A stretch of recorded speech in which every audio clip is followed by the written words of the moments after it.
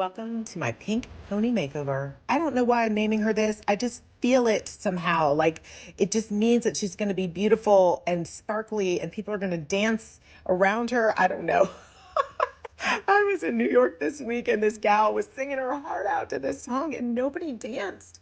Nobody did. I was like mad and sad on her behalf. So I guess I just want to reclaim that energy because this dresser is going to bring it. And by that, I mean with the nudies over this painted dresser, she's going to be the party. She's absolutely going to be the party. But first, I need to get all these drawers to slide in and out, which they do not. So here's my tip. I'm using a carbide scraper, and if you haven't used one, they are so satisfying, but use it on the bottom of the drawer. Don't do the top.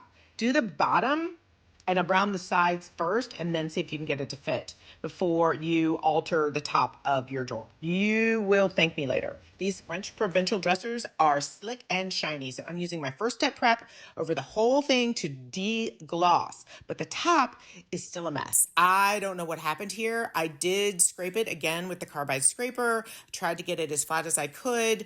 I deglossed it, so I'm gonna use my Pro Stick bonding primer. I know, could you read that?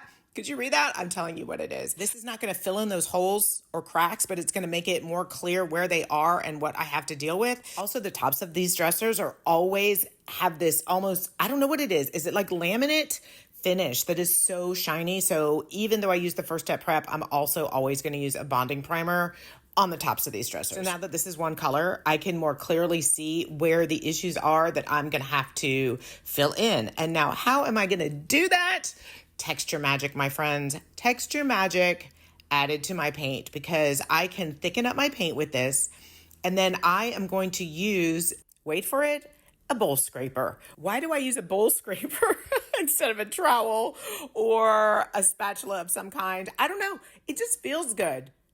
I can control the pressure. I can smooth it out as much as I want. Maybe it just feels like I'm frosting a cake. For whatever reason, I love it. And then I love to just go through it and give it a little bit of an orange peel effect by using an old roller, i.e. one I haven't cleaned out, so it's a little bit crunchy. And then it gives me these raised edges, which I can then kick back. But you know what? The end of the story is we've covered up. We've camouflaged all those little nooks and crannies, and we're ready to paint. So I'm going to go ahead and admit I totally screwed this up.